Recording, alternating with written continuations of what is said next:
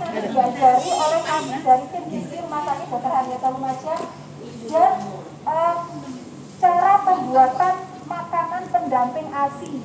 Jadi ASI ini tidak diberikan seterusnya, maksudnya tidak diberikan ASI melulu seterusnya ya, tapi nanti ada makanan pendamping ASI mulai umur berapa, ukurannya seberapa, dan bentuk-bentuknya seperti apa nanti akan diajari oleh kami tim gizi Rumah Sakit Dr. Haryoto Lumajang. Biar nggak lama-lama nggih Bapak Ibu semuanya, untuk lebih awalnya akan diajari tentang ASI oleh Mbak Sofi ya.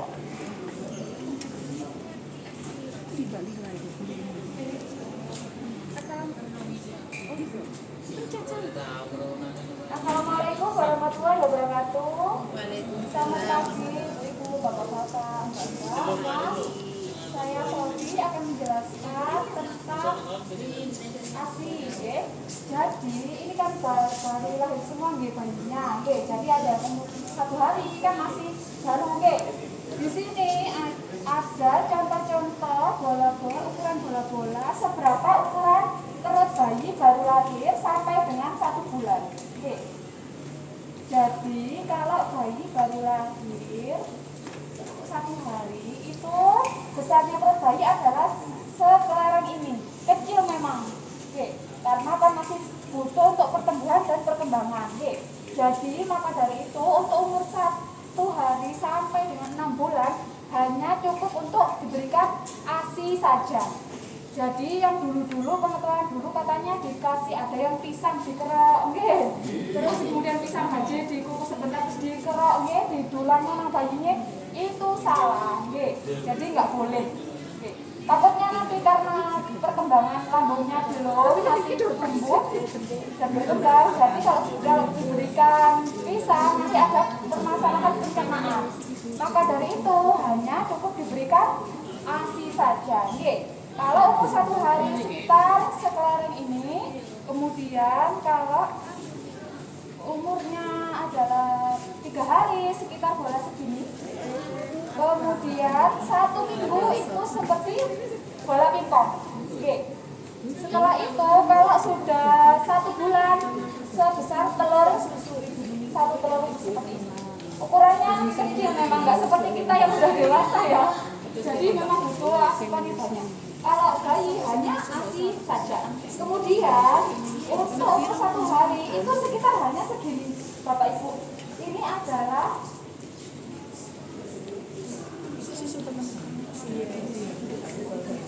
satu hari kan sebesar lereng segini nggih.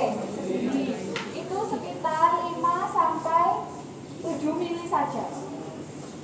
Bisa dilihat ya Bapak Ibu, sedikit memang, tapi itu sudah cukup, nggak apa-apa. Jadi misalkan ASINya 1 hari belum keluar banyak, nggak apa-apa, sudah cukup segini. Nanti kalau sering dihisap sama bayinya, disusukan terus akan semakin lancar ASINya.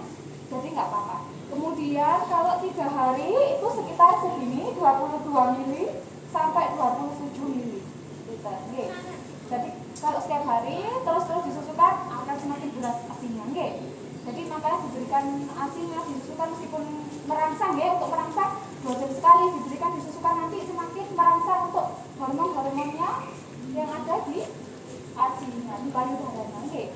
Terus kemudian ini ukuran 1 minggu sekitar 45 mili sampai dengan 60 mili. Sudah lumayan agak banyak, nggih.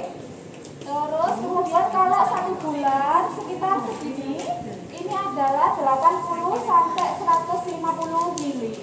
Sudah semakin banyak nih, karena pertumbuhan untuk ukuran perut bayi sudah berkembang. Nih. Jadi sudah nggak ada lagi yang memberikan pisang di sini, nggak ada. Baru nanti setelah di atas 6 bulan baru akan nanti diberikan MPASI, makanan pendamping ASI yang akan dijelaskan oleh Mbak Lila. Sekarang ini adalah contoh, misalkan ada bayi, sekarang bayi ibu, ada yang ibunya yang sudah melahirkan. Ibu siapa namanya? Iis. Terus ada lagi? Ibu siapa? Bu Rosa. Jadi ini misalkan contoh, ini misalkan perut bayinya ibu Iis. Kemudian ini perut bayinya ibu Rosa.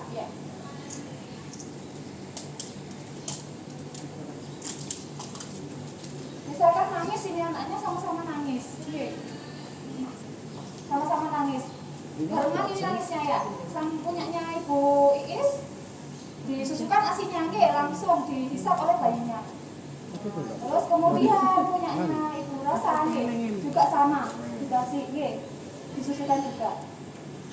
Kemudian nangis lagi, 2 jam nangis lagi, dikasih lagi sama ibunya, dihisapkan ke bayinya. Ibu Rosa juga dihisapkan lagi, Terus kemudian 2 jam lagi nangis lagi, tapi bayinya Ibu Is dikasih bukan ASI, tapi ini susu formula, ya. Jadi misalkan dikasih segini, disusukan lagi. Untuk bayinya Ibu Rosa tetap dikasih ASI, disusukan lagi ASInya. Terus nangis lagi nih, dikasih lagi susu ASI punya Ibu Iis. Kemudian nangis lagi punya Ibu Rosa anaknya, dikasih ASI, Terus 2 jam lagi, nangis lagi, minta mimpi lagi, ngoten nggih. Punyanya Ibu Iis dikasih susu formula lagi. Kemudian anaknya Ibu Iis dikasih ASI. Ibu Rosa sampai salah. Ini dikasih ASI lagi. Nah, bisa dilihat perbandingan di sini, Jadi kalau semakin disusukan ASInya Ibu Rosa, dapatnya sebanyak segini, Ini sekitar 150 ml. Sedangkan karena bayinya Bu Iis tadi dicampur, nggak hanya ASI saja, tapi diberikan susu formula, jadi bisa kelihatan, ASInya hanya separuhnya segini, ya. Maka dari itu lebih baik terus dirangsang payudaranya biar dihisap oleh si bayi. Karena semakin dihisap, ASI itu akan semakin keluar bandanya. Seperti itu. Paham Bapak-bapak Ibu-ibu. Kalau sehari misalkan belum keluar banyak, bukan apa-apa, nggak usah bingung ya. Tetap disusukan terus, Tapi bayi nangis kadang ada yang nggak nyaman, misalnya pampasnya basah atau apa, bisa jadi.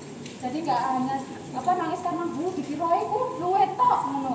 Kayak zaman dulu koyoke luwe terus akhirnya dibilang gedang, kayak zaman dulu Sekarang sudah tidak musim seperti itu. Paham Mbak bisa paham Boleh usul Bu? Usul apa? Sama teh itu kok tidak sama susunya? Kenapa? Karena ini tadi Ibu Isnya pas nggak kok menyusui, pas masak DKI susu formula, susu bubuk, gitu. Susu kaleng. Akhirnya nggak sama produksi asinya. Akean sing punyanya Bu Rosa, soalnya pakai payudara langsung dihisap terus seperti itu. Paham Mbak?